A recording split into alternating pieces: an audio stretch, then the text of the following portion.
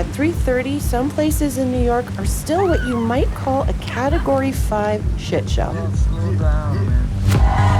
There's definitely some fist pumping happening. $30 drinks are getting spelled. Hey, watch it.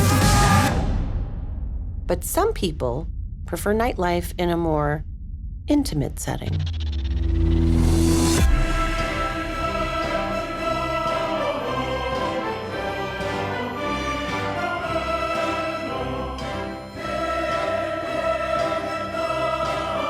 Karaoke performed at this level is a feat of athleticism. Sure, you could refuel with a sad dollar slice of pizza, but in Koreatown, even this late, you don't have to settle for sad. You guys ready to eat now? Let's do it. Yeah, let's go. Let's ready. Let's eat, guys. Come on in. Thanks for waiting. Table 51. 잘 먹습니다. 안녕하세요. 백지입니다.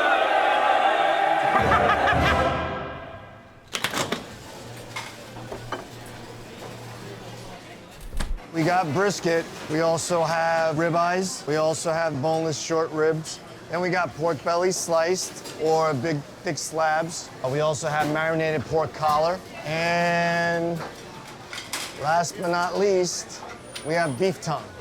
This guy, Mike, is the executive chef at Baekjeong, a very special barbecue spot here in K-Town. You know, there's always pockets in Manhattan where it's always busy. And we have karaoke bars and rooms that stay open till 4 or 5 in the morning too. And the people that leave those places, they need a place to go eat. They don't want diner food. A Korean place like us, you know, has barbecue at that hour. Who wouldn't want barbecue? What do you guys want to drink? You want soju? Let's do soju. Lynn really dropped. They're gonna be super offended. I don't think I've ever seen you drink this much. We get a lot of good characters over here. Charlie here runs this place. Sometimes it feels more like a meat-themed nightclub than a restaurant. We're gonna cook everything. We're gonna cut everything. All you gotta do is eat. All right? Yeah. Good night, guys. Since Baekjeong won't kick you out until almost sunrise, it's frequented by karaoke legends, random drunk people, stand-up comics, and We're gonna drink until 7 a.m. Youngmi, who right now is all of the above. Yeah, like Korean people are like really hard on women and their bodies, and so Irene is very large to them. And I was in Korea like a few months ago, and I walked into a Korean restaurant, and the woman working there was like, "We're gonna need more beef." But then I ate a bunch of beef. Aside from stand-up, Youngmi hosts a podcast with Brian here called Feeling Asian, where they discuss everything from Korean moms to Korean food. And they know a thing or two about good Korean barbecue. Guys, we have some brisket here and then the short ribs right over here. It's brisket. It's called chadolbaegi in Korean. So I think of it as like an appetizer because it just cooks so quickly. Like when I lived in Korea, we would have dinner and then we would go out to a club, and then at like 3 or 4, we would have a full-blown other meal, which is what we're doing now. Well, pretty much we spend half the day slicing, 8 a.m. We finish at 4 p.m. just so we can have one night's worth of meat for service. 96 pounds of just this cut.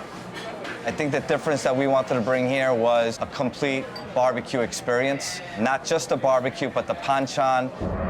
This is Banchan. And so is this. Technically, Banchan means side dishes, but they're more than that. They're snacks. They're condiments. They give a meal flavor, texture. Basically, they're a counterpart to all that sizzling meat. Okay, so all this stuff is free, right? Yeah. Honestly, that's like the mark of a bad Korean restaurant is if they charge you for any of the banchan, or if they charge for rice. Oh, it looks good. Yeah, so this is steamed egg. That's just cooking. Korean food, I think, is like a great drunk food because it's like meant to be very messy. There's a lot of spoons touching, a lot of shame. It's like the messy sex of food. Also, here's the lunchbox. Yes! The lunchbox dish is a throwback to the old school, literally. Kids would bring these metal boxes to school and reheat them over the radiator. It's quintessential comfort food. Oh, okay, get it, server. Hey, I see you. Go ahead. Okay. It's like from my parents' era Korea. Even though I never grew up with it, it's so nostalgic to look at it. That looks good. Yo, this looks like what is in my lunchbox after I ran with my backpack. How the hell are these people out here at this late? And they're still sitting there through a meal. The party doesn't stop for them. It's almost as if we're in Korea. Because out there, it's just nonstop partying too. The bar's not closed? In Korea, never. It's definitely not some place you would bring your girlfriend to have a quiet dinner. You have to be in the mood to drink. It's gonna be a little boisterous for some people. Know that you're gonna be in for a party, but it's definitely fun. This place is the spot. This place has the best service, the best quality of meat, and they're totally okay with us being chaotic legends right now. I'm afraid I'm gonna get so drunk I'm gonna cry on Hulu.